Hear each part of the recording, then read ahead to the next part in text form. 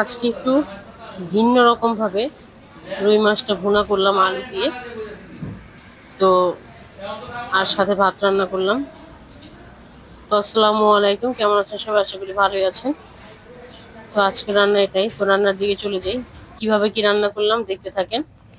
পুরো ভিডিওটা দেখলেই জানতে পারবেন কিভাবে কি রান্না করছি। তো যাই হোক, সবার আগে আমি আলুটা ভেজে নিচ্ছি তেলে। আলুটা ভালো করে ভেজে উঠিয়ে নিব। আলুগুলো আমি ছোট ছোট টুকরা করে নিয়েছি।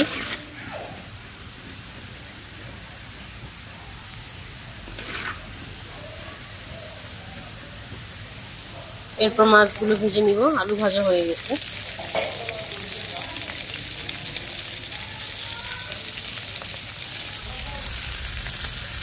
তো উল্টে দিলাম মাছগুলো। উল্টে পাল্টে ভালো করে ভেজে নিব, কড়া করে ভাজবো মাছগুলো।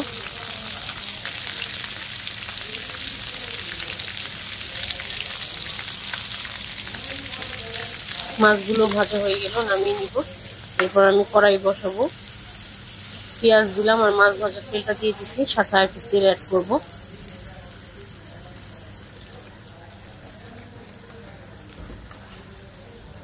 পেঁয়াজটা ভেজে নিব।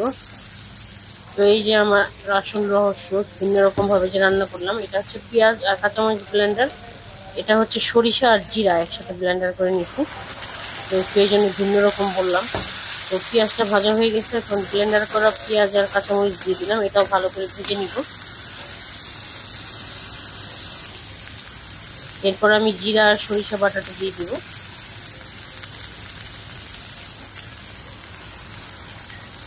তো সরিষাটা বাটিতে লেগে গেছে, জন্য একটু পানি দিয়ে দিলাম। পানি তো এমনিতেও দিতে হবে।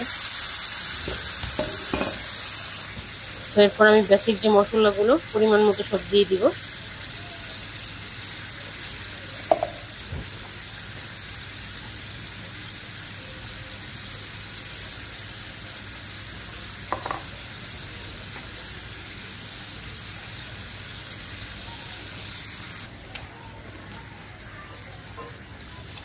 তো আলুগুলো দিয়ে দিলাম। আলুগুলো ভালো করে কষাবো, তেল ওঠা পর্যন্ত কষাবো। কাঁচামরিচও দিয়ে দিলাম। একটু পরপর নেড়ে চেড়ে দিতে হবে, কারণ সরিষা তো নিচ থেকে লেগে যায়। তো কষানো হয়ে গেছে, এখন আমি ঝোল দিয়ে দিব পরিমাণ মতো। এরপর মাছগুলো দিয়ে দিলাম। তো এটা আবারও একবারে মাখা মাখা করে তারপর নামিয়ে নিব, মানে একবারে ঝোলটা নিয়ে।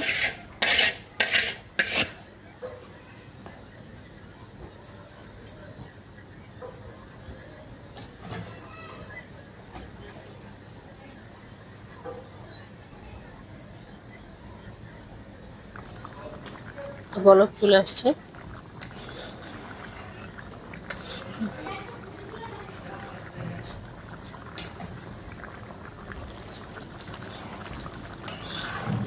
তো এই যে হয়ে আসছে, আরো টানাবো। নেড়ে চেড়ে দিচ্ছি, কারণ হচ্ছে সরিষা তো নিচ থেকে লেগে যায়। তো আজকে এই পর্যন্ত, ভালো থাকবেন সবাই। আসসালামু আলাইকুম।